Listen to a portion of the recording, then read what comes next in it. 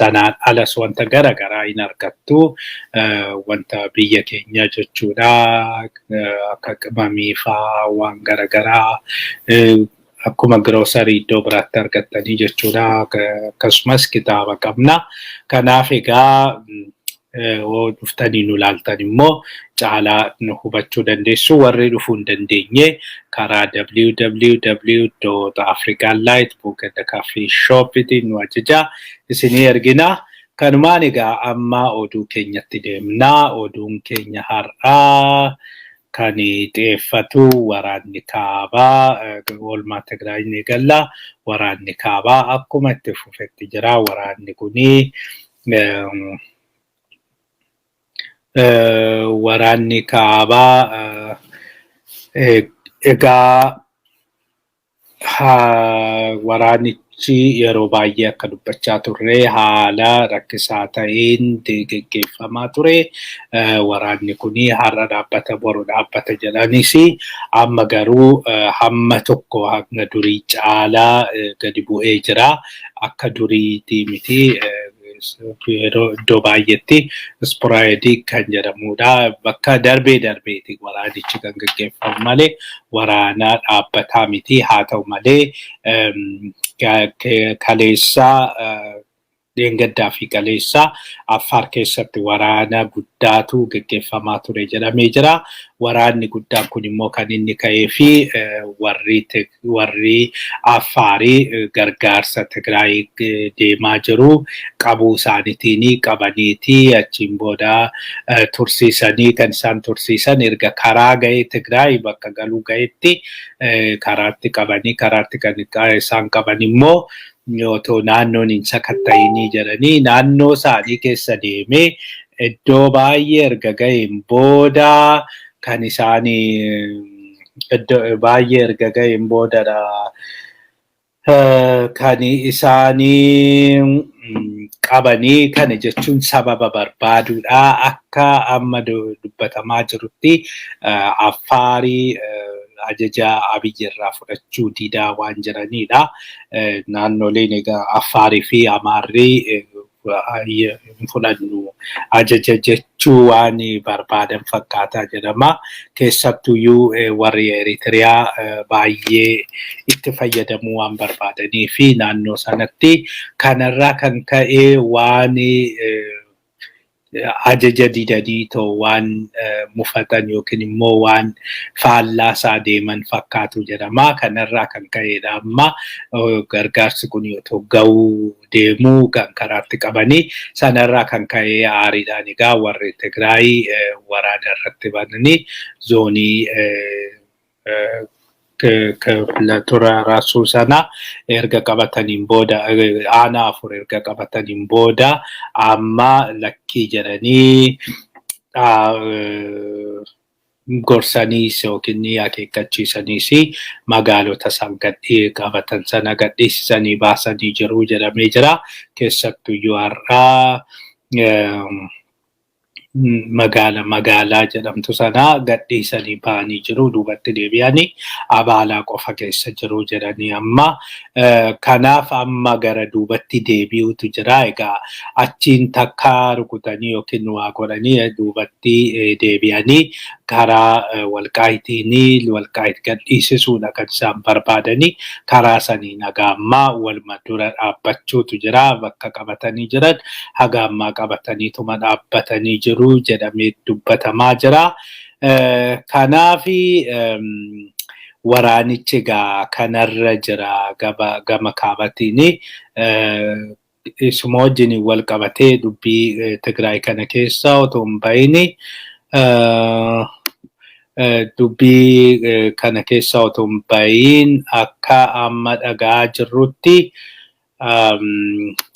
gargaarsi haga duraa saniin oli Tigraayitti deemaa jira jedhamee jira amma Tigraay duraan gargaarsa kan argachaan turre gargaarsi kan hin ga'ini amma gargaarsichi ga'uu jalqabee jira jedhama keessattuyyuu konkolaataan 14 olaarraa Tigraay galee jira jedhama. Kanaaf kuni akka injifannoo guddaatti kan inni ilaalamaa jiru.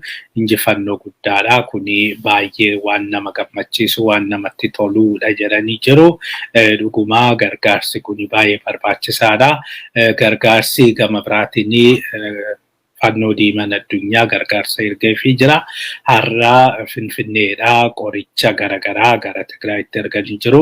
Qorichi kun gara Tigraayitti ergamuuni baay'ee kan namatti toluu fi fulbaana asii yeroo jalqabaatiif qoricha kana erguu dandeenye jedhanii jiru.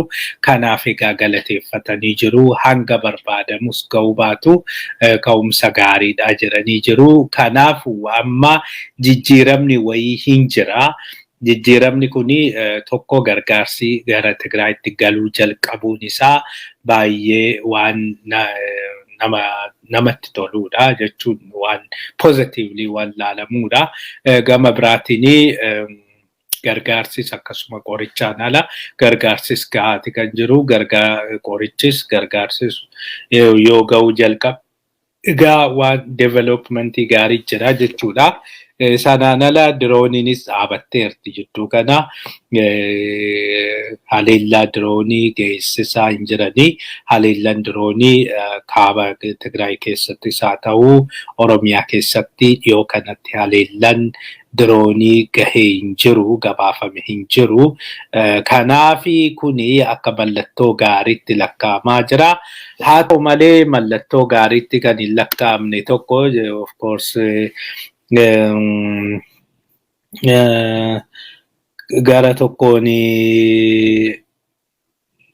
gara tokkooni amma har'aa manni murtii jeneraalota Tigraay akka waamichi gaazexaadhanii darbuu fi gaafatamee jira yookiin waamichi darbeefii jira.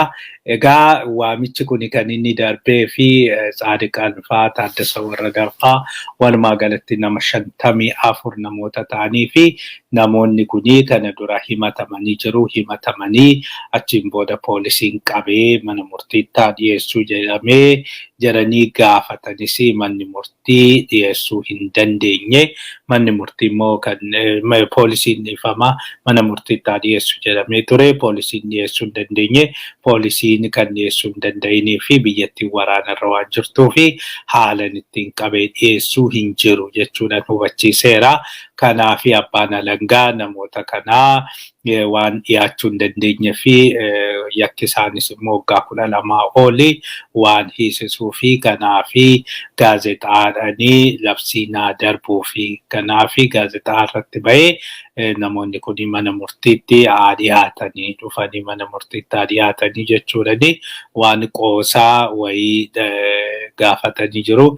Manni murtiis dhimma kanarratti ilaalee murteessa jechuudhani borutti beellama qabatee jira. Egaa borutti murteessanii achiin booda waan kolfaaf Tsaadiqaan fa'aa fi gaazexaa erganii Addis Zamanii erganii Addis Zamanii irraa koottaa qabamaa koottaa isin hiinaa achiin booda waggaa 12 ol isinitti murteessinaa jechuudhaaf deemaa jiru.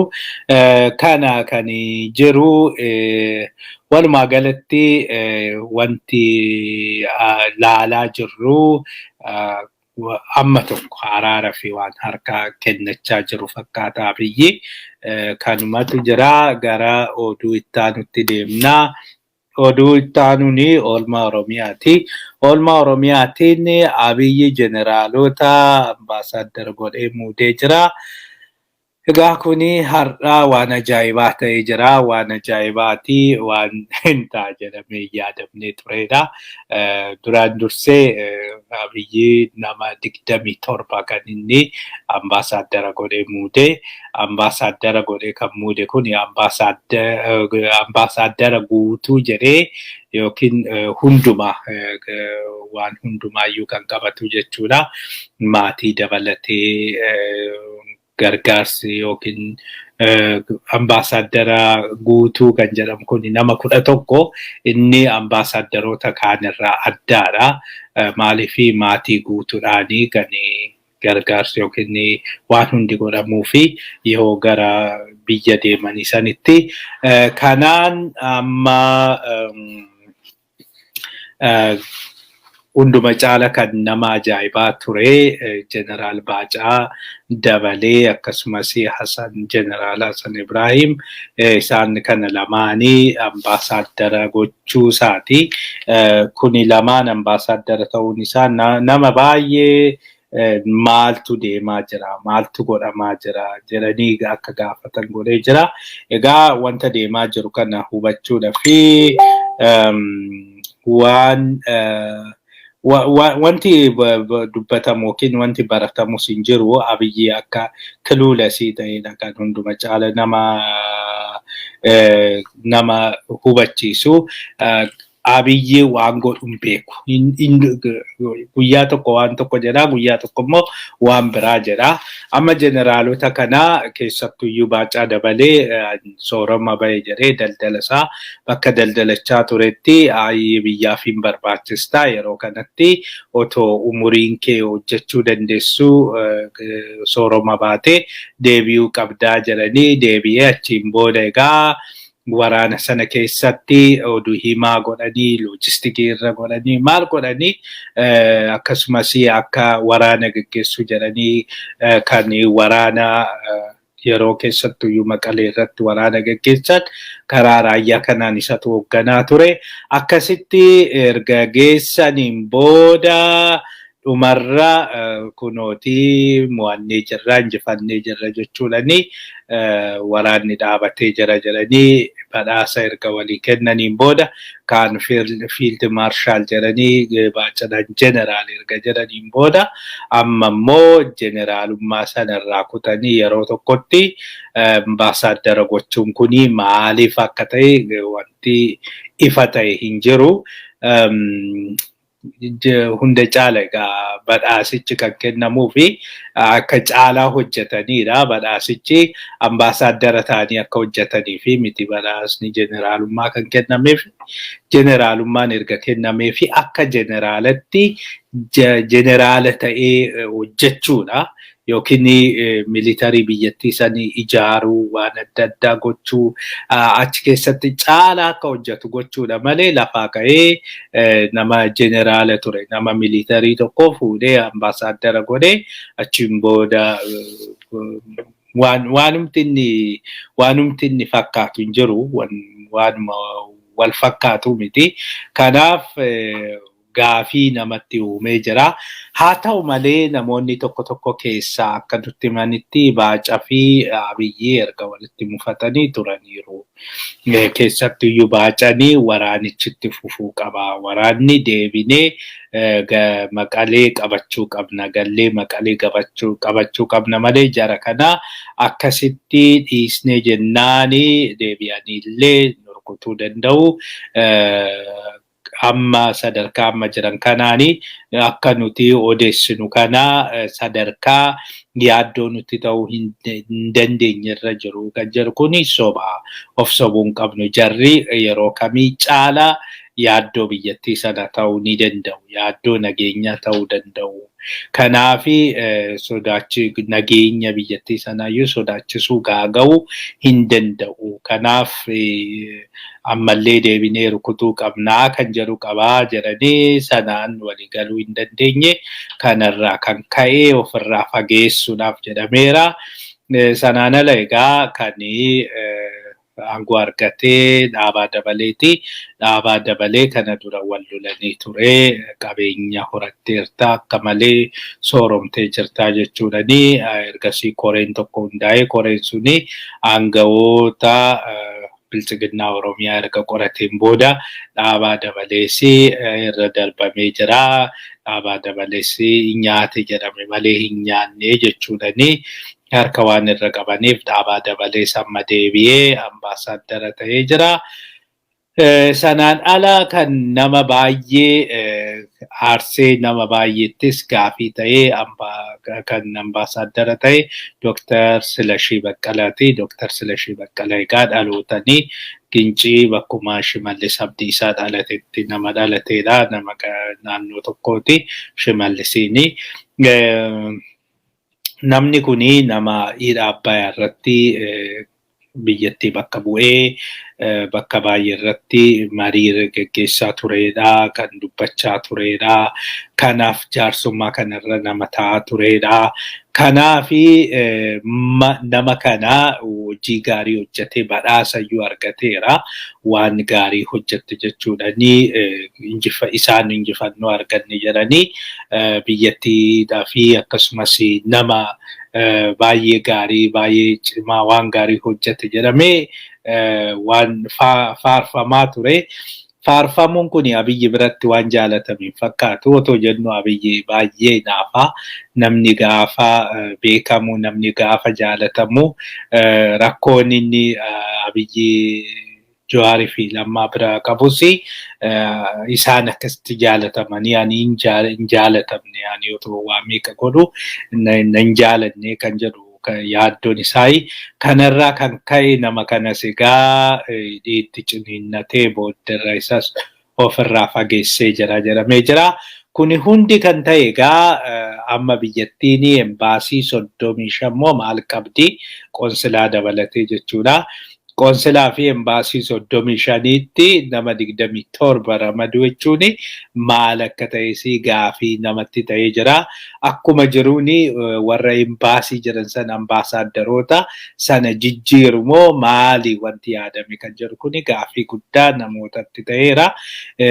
Yoo isaaniin kaasu ta'e maali sababa maaliitiin kan isaan kaasanii namoonni sun immoo eessa dhaqu innis gaafii guddaadha kan ta'ee jiru amma. Maaliif yeroo kanatti kana hunda nama kana hunda ramaduun maaliif barbaachise kan jedhu namoonni tokko tokko deebisanii embaasii banuu jedhu. Embaasii 27 yeroo tokkotti banuun hin danda'amu baay'ee ulfaata akka cufuu miti. Cufuurni embaasii 31 yeroo tokkotti cufanii amma immoo deebisanii embaasii 27 yeroo tokkotti banuun hin danda'amu. Embaasii tokkoyyuu banuun baay'ee ulfaatadha. Kanaaf namoota baay'eetti gaafii ta'ee jira wanti deemaa jiru kuni maaltu ta'aa jira waanumti kanaaf sababa ta'e maalinni ambaasaaddaroota muuduudhaa fi ministeerri haajaa biyya alaa gaafatee jira. Ministeerri biyya alaa sababa qabaan namoota kanaa ambaasaaddaroonni haaran akka muudaman keessattuyyuu duula dippiloomaasii gaggeessuudhaaf yookiin immoo hanqina dippiloomaasii kana guutuudhaaf wanti hanqina kooti kuni namoota akkasii humna namaan qaba. Hanqina dippiloomaatotaa fi ambaasaaddaroota ciccimoon qaba jedhee iyyatee achiin booda kana godhan immoo waanuma jibba qabanii fi waanuma abaluu adeemu dhumaanii callisanii geggeessanii kan jedhu gaafii ta'ee jira. Kanaaf egaa mee kana waan ta'uu fi maaliif akka ta'e eessatti akka ramadanis in ilaalla. Oduun qabatamin tokko akka dhagaa jirrutti garuu baacanii Sumaaleelaanditti ramadamuu danda'a kan jedhamu oduu wayii jira. Garuu oduu mirkanaa'aa miti namni mirkaneeffate hin jiru. Kanumaan gara oduu itti aanutti deemnaa. Magaalonni Oromiyaa muraasni boba'aa kootaadhaan akka